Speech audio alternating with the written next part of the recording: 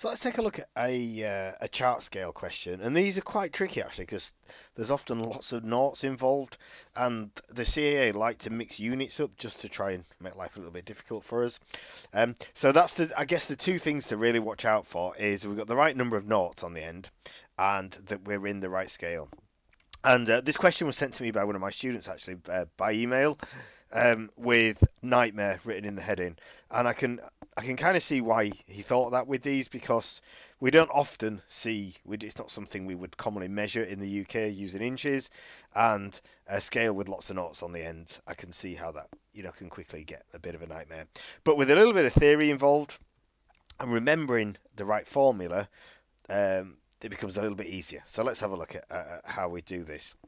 So there's two probably key formulas that's worth trying to set to memory, and everyone's got different ways of memorizing them. My way initially of remembering formula is just to write them out again and again and again, and when I do my practice tests. So if we're wanting to work out a chart scale, to do that we do chart distance divided by earth distance. So that's maybe the easiest one to remember. And then if we're looking at earth distance, we have chart distance divided by chart scale. And again, we can rearrange those formulas to get the different answers we need depending what information that we need. And again, if you have a look at my videos around how to rearrange formula, then hopefully that helps you with that if that's something that you're not massively confident with.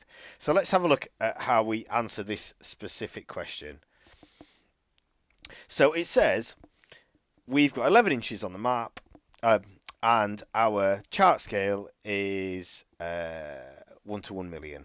So we've got this formula here. So that top one is the one that we're interested in. So we've got our chart distance, which is 11 inches, and we've got our chart scale, which is 1 to 1 million. So we get rid of the 1 and then the colon, and we times it by a million. So that gives us 11 million inches, which isn't massively useful to us, I don't think. A, in the practical world, and B, because the question asks for the answer in nautical miles, and that's what we're interested in as pilots.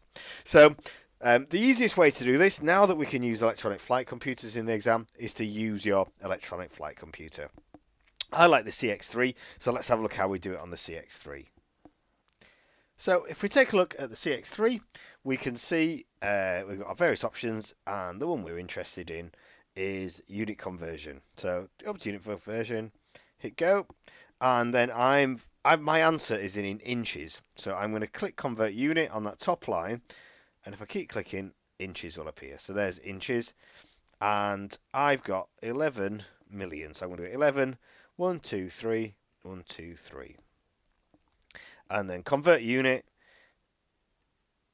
keep clicking until I get nautical miles. So I've got 150.86 or 151 nautical miles.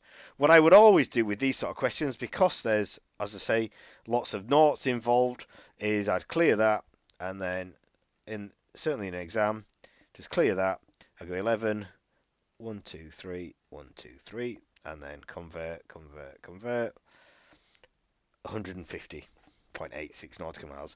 So just double check that I've definitely not hit too many zeros or not enough zeros. And there's my answer. So on that scale, 11 inches on a 1 to 1 million chart, that's 151 nautical miles. So as ever, if you have any queries about how we convert scales, pop a message in the chat box, and I'll do my best to answer any queries that you have.